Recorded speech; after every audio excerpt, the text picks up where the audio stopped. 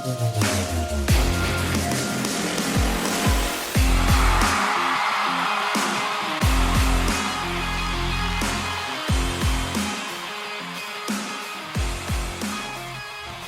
Indianapolis Colts got fleeced by the New York Jets. At least, that's what some people are saying. For those of you who live under a rock, the Indianapolis Colts yesterday at the trade deadline traded 2 first-round picks and Adonai Mitchell for Sauce Gardner, third-year corner, 2-time Pro Bowler, 2-time first-team All-Pro, former Rookie of the Year, number 4 overall pick in the 2022 draft, widely considered a generational talent at the cornerback position going into that draft, a guy who for the fine majority of his career has lived up to the hype up to this point, with a little bit of drop-off in play this season and the back end of last season. But the play, nonetheless, at least to the Jets, seemingly was good enough to warrant a 4-year, $120 million contract extension in June that the Jets gave him before his rookie contract was even close to expiring. Now, a lot of people look at the money right off the bat and say, how the heck did the Colts make that happen? Well, the Jets, at least this year, have paid most of Sauce Gardner's salary. The Colts only responsible for $625,000 of his salary this year. To put that in perspective, the minimum salary in the NFL is $840,000. So he's basically free for the Indianapolis Colts as far as the 2025 season goes. So there's really two sides to this trade. Of course, there's whether or not I think it was a good trade, right? But the other side is what it means for the Indianapolis Colts, and more specifically, what it tells us about their intentions. We'll talk about both sides of the coin today, but of course, we're going to start with the goods. Do I think the Colts got fleeced by the Jets in this trade? I mean, after all, 2 first-round picks, a steep price to pay, tossing Adonai Mitchell, who nobody likes more than me. I mean, I've defended him through the worst of times. I'd be lying if I said the departure of Mitchell didn't hurt my soul a bit. Either way, the truth of the matter is, whether or not the Colts got fleeced, if that's the topic at hand, that's purely speculative at this point, right? Like, we're not going to know the answer to that question anytime soon. Time is going to tell. We don't know who those first-round picks are. We don't know how good Adonai Mitchell will end up being, and we don't know how all of the assets that we gave up are going to compare to Sauce Gardner's impact on the Colts now and in the future. But when people say the Colts got fleeced, I do see it presented under some pretenses that I just simply disagree with. The most absurd of them being, one, that Sauce Gardner is overrated, that he's not elite, that he's above average at best. First off, if you look at nothing else, simply look at how players around the league reacted to that trade, right? That will tell you everything you need to know about the player that he is. But beyond that, it's just one of these situations where I just cannot believe how often fans and media make the same mistakes in their analysis over and over and over again. The idea that Sauce freaking Gardner, at the ripe age of 25 years old, has either lost a step, fallen off, or is not who he was, is so absurd on its face and so separated from some of the realities of the game of football that go beyond just the physical talent and the production that you see on the field. Bad situations bring the worst out of all players. Average players, good players, great players, even the best players in the world, right? For example, if I'm to make this something that you could relate to, have you ever had a job that you hated so much that waking up in the morning was a chore? Your boss sucked, you didn't like how you were treated, you didn't believe in the company's mission, whatever it might have been. Were you motivated and invested in that organization's success when you went to work? Did all of those things result in you performing your best? The answer is obvious when I put it that way, right? No, of course not. No one performs their best under those circumstances. So when you look at the New York Jets, how demoralizing that organization is, how poorly run they are, how hopeless they are, the black cat that's running through MetLife Stadium, the constant state of disappointment, the coaching changes, the GM changes, You think those things don't take a toll on the players of that football team? The offense in New York is so bad. We just watched the game where the Colts allowed 27 points to the Pittsburgh Steelers, right? Yet our takeaway coming out of that game was that it might have been the best defensive performance from the Indianapolis Colts this year. Why? Because we know that the Colts offense in that game put the defense in tough spots repeatedly. Now imagine that week after week after week after week, your offense does not score. They don't do anything.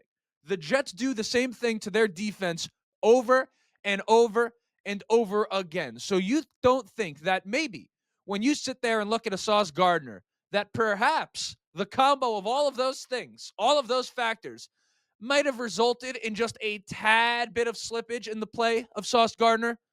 At minimum, you could admit, right, after all of that, that perhaps he wasn't put in the best position to succeed, right? Hell, we are watching a similar situation to what Sauce Gardner was going through with our current quarterback, right? Like how quickly we forget. I'm not saying that Daniel Jones is as great of a quarterback as Sauce Gardner is a corner, but the point I'm making is bad situations bring out the worst in all players, and a change of scenery can change everything about the guy that you see show up on the field. Now, Sauce Gardner, yes, there's been some penalties, right? He's a physical cornerback. He's a handsy cornerback, right? He's going to get up in you as a wide receiver. So the holding penalties, the pass interference penalties, they're all real. That being said, I do suspect that some of it comes down to a level of frustration, perhaps even some overcompensating on the defensive side of the ball, trying to make a play. But overall, these are things that you cannot ignore. But with Lou Anarumo, Smooth Lou Gabagoo, the defensive back specialist, and then Chris Hewitt from Baltimore, who he brought in this offseason, underrated acquisition. I mean, he's coached some fantastic players on the defensive side of the ball in the secondary. Sauce Gardner at 6'3", 200 pounds, man corner, fast, all the physical tools you need, is such a perfect fit in this system that Lou Anarumo is probably salivating at the idea of deploying Sauce Gardner with Ward, with Kenny Moore, all of this stuff, right? So I would encourage you, if you're one of these people that has gone out and undermined Sauce Gardner as a player, I would encourage you, one, to perhaps delete all those comments so there's no digital footprint, and two, never, ever say that Sauce Gardner is not a top 5 corner, that he's above average at best. He is top 5. He may be the best in the game, okay? And by year's end, you'll feel foolish for ever having questioned that.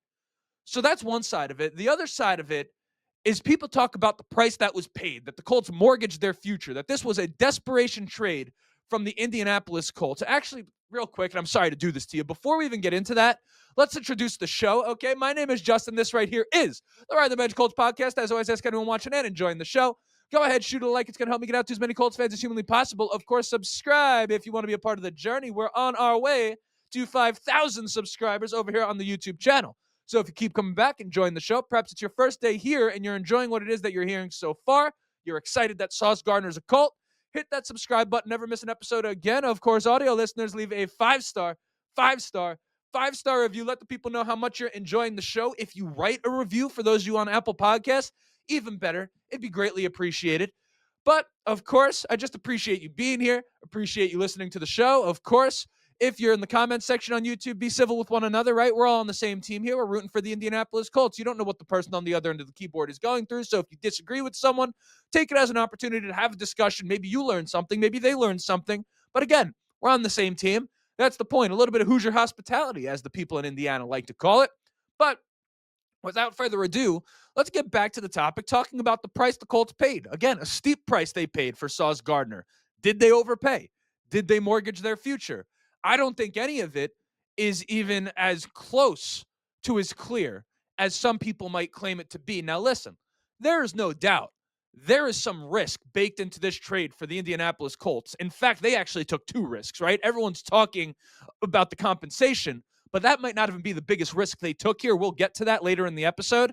But as far as giving up 2 first-round picks for Sauce Gardner goes, like that's some sort of egregious overpay.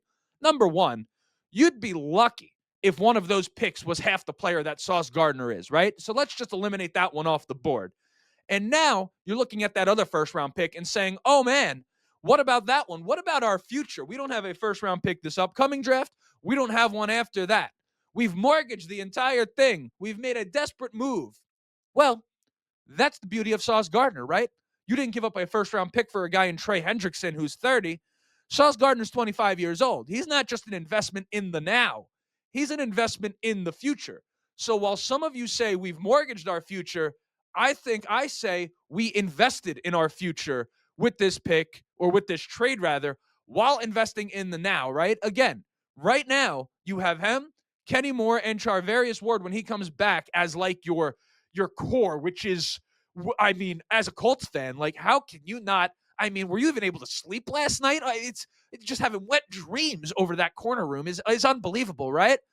And then, of course, though, you have Ward, who's 29 going on 30, and then Kenny Moore, who is 30 years old as well. Both of these guys are in the middle to back end of their primes, right? So bringing in a Sauce Gardner, of course, helps you now, but it also future-proofs that position. And then, of course, you have guys like Jalen Jones, who's already a darn good corner for us, and he continues to improve.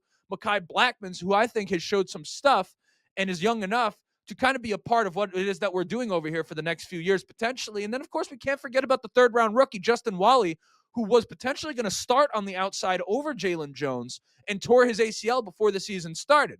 So you kind of have the now and good pieces for the future at corner. And I think Jalen Jones is going to be a massive beneficiary here, right? Because he is a seventh-round pick, and he's a guy who had been thrust into a spot, and I think serially overachieved at it.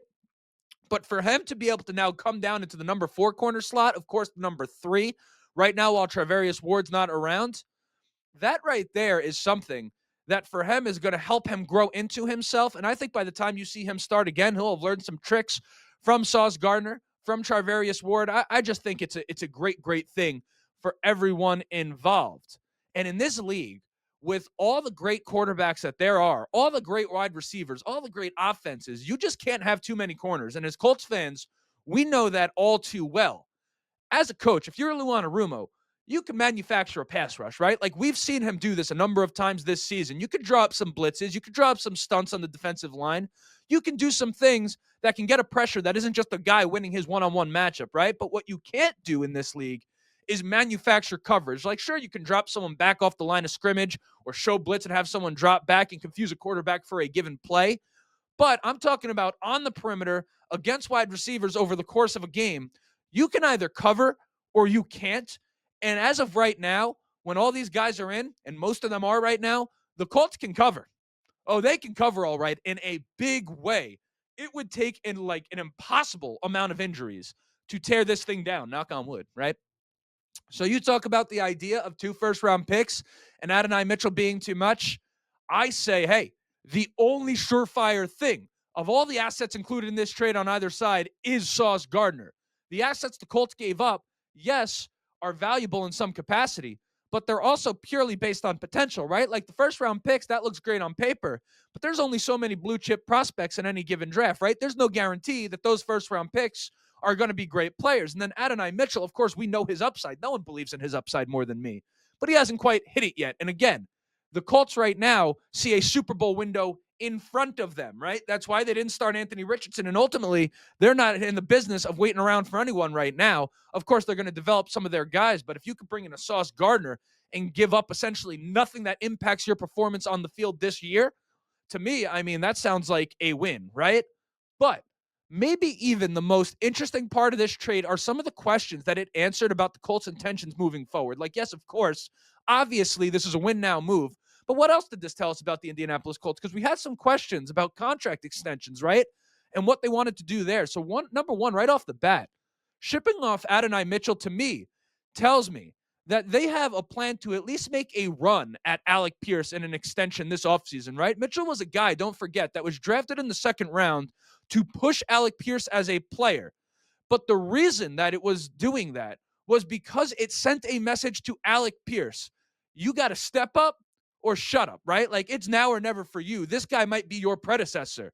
Now, of course, we know how Pierce responded, as do the Indianapolis Colts, which is why this trade was made to some degree. Of course, the trade was made for Gardner, but why they were comfortable including Adonai Mitchell. But what we don't know is whether or not Alec Pierce views Indianapolis as a long-term fit for his career, right? Like, that's my biggest worry when you talk about the prospect of extending him. I don't think it's a matter of whether the Colts want to do it at this point. Obviously, to give up Adonai Mitchell and really have no future pieces at receiver that can step up to the level of an Alec Pierce, even in a world where you're talking about potential. If there's a team that projects to maybe target Alec Pierce more consistently and is willing to pay him a higher price, if you're the Colts, the reality is, yes, Pierce has been fantastic. Yes, he's an excellent player for this football team. I'd love to keep him. But there are limits to what you can pay for a guy who on any given week is fourth in the pecking order in your passing game. Sure, he's first in the pecking order once in a while, but Michael Pittman Jr., Josh Downs, Tyler Warren, they're all here to stay too, right? Nonetheless, this trade tells me, Adonai Mitchell being included in it, that the Colts at least intend to try to lock up Alec Pierce to stay here. Next, the biggest risk that they took here is that they showed their hand and that their intention is to be all in on Daniel Jones. The Colts right now are clearly invested in him as the future of this franchise. And I think some people maybe look at this past game against the Pittsburgh Steelers and they raise their eyebrows at that. I think the Colts, on the other hand, are looking at the season so far, the way he's worked, the stability he's brought, his intangibles, and the standard he sets for all the players in this organization in terms of his preparation, his professionalism, and they're willing to bet on that, right? Like, there is no way that you give up 2 first-round picks if you are in the business of finding a franchise quarterback, right? So clearly, priority numero uno for the Colts after this season, I don't think during the season, after this season, is going to be to make sure Daniel Jones gets locked up with this team long-term, assuming he does not shit the bed, right? Like, that's the biggest risk they took here, and that's no disrespect to Daniel Jones. And again, I'm as high on Daniel Jones as anyone. But right now, at this juncture, after what you've seen, clearly they know something that perhaps isn't available to the public eye, and I think it's the stuff in the building, in the locker room. They're all in. Daniel Jones is their guy, right?